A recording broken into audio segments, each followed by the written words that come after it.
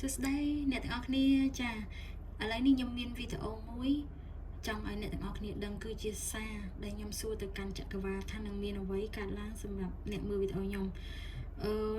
កាតនេះគឺល្អភាគច្រើនគឺនិយាយពីរឿងស្នេហានៅក្នុងកាតនេះដោយសារវាមានពាក្យ the lover នៅក្នុងហ្នឹង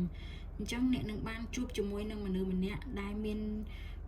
ទំនាក់ទំនងជាមួយគ្នាមានការផ្ដល់ឲ្យមានការទទួលពីគ្នាទៅវិញទៅមកវាមានតលយៈភាពជាមួយគ្នាហើយវាមានភាពសប្បុរសធម៌នៅក្នុងនឹងដែរបានន័យថារវាងអ្នកឲ្យនិងអ្នកទទួលគឺមានទំហំស្មើគ្នាគួរឲ្យចង់ឲ្យគួរឲ្យចង់ទទួលដូចគ្នាអញ្ចឹងណានៅក្នុងទំនាក់ទំនងមួយហ្នឹងហើយនេះកាត់ the lover គឺជាកាត់ពិសេសមួយដែលបង្ហាញថា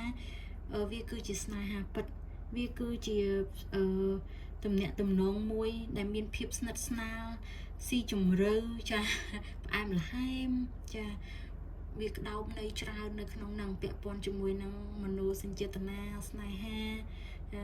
វាមានទំនាក់ទំនងទាំងផ្លូវកាយផ្លូវអារម្មណ៍ជាមួយគ្នា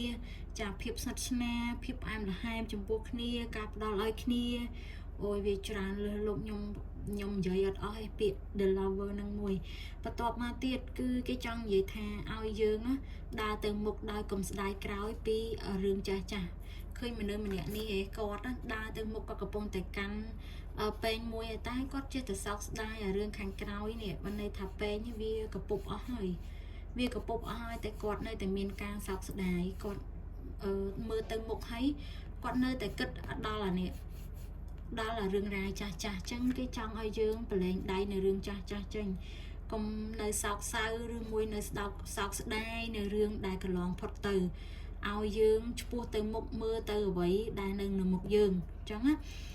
បន្ទាប់មកគឺមានស្លឹកវា Seven of Pentacles ទៀត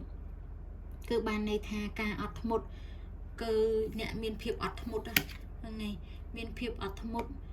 មានការវាតម្លៃខ្ពស់គេឲ្យតម្លៃមកលើយើងនេះឃើញទេមនុស្សម្នាក់នេះគឺមានការផ្ដល់ឲ្យទៅគ្នាទៅវិញទៅមកហើយ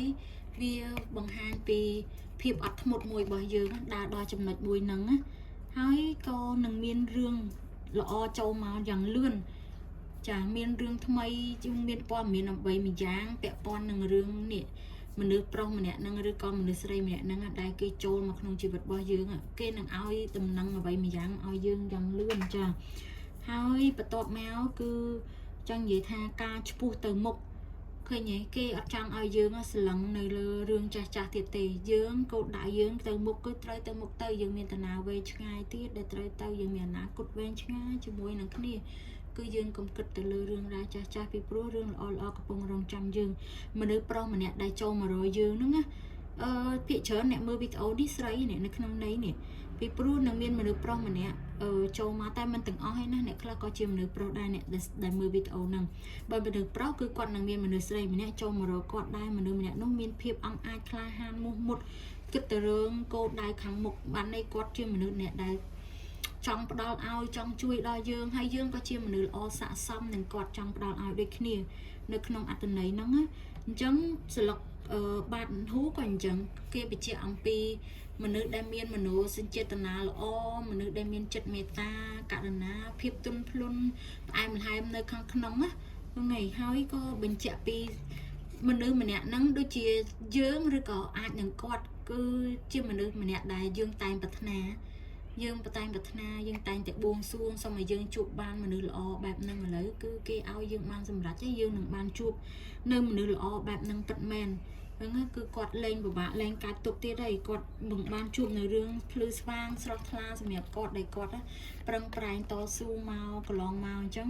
អូសាននេះគឺល្អមែនតើគឺចង់បញ្ជាក់ទៅលើអ្នកដែលគាត់ធ្លាប់តែពិបាកអីពីមុនឬមួយក៏គាត់នឹងត្រូវជួបនៅមនុស្សម្នាក់ចូលមកក្នុងជីវិតរបស់គាត់ពីមុនមកឲ្យផាត់ចោលអស់ទៅហើយដំណើរជីវិតទៅមុខឆ្ពោះទៅរកគោលដៅថ្មីអញ្ចឹងណាជាមួយនឹងអនាគតថ្មីជាមួយនឹងមនុស្សល្អជាមួយនឹងមនុស្សដែលយើងតែងតែប្រាថ្នាចង់ជួបជាមួយនឹងគោលដៅថ្មីដែលវានឹងនាំយើងនៅទៅរកភាពរីកចម្រើនព្រោះយើងនឹងបានទទួលដំណឹងពីមនុស្សម្នាក់នឹងចូលមកក្នុងជីវិតយើងនៅក្នុងពេលឆាប់នេះអញ្ចឹងអស់ហើយវីដេអូខ្ញុំគឺវាតែប៉ុណ្ណឹងខ្ញុំសូមផ្ញើជូនទៅដល់អ្នកដែលបានឃើញវីដេអូរបស់ខ្ញុំអរគុណបាយបាយ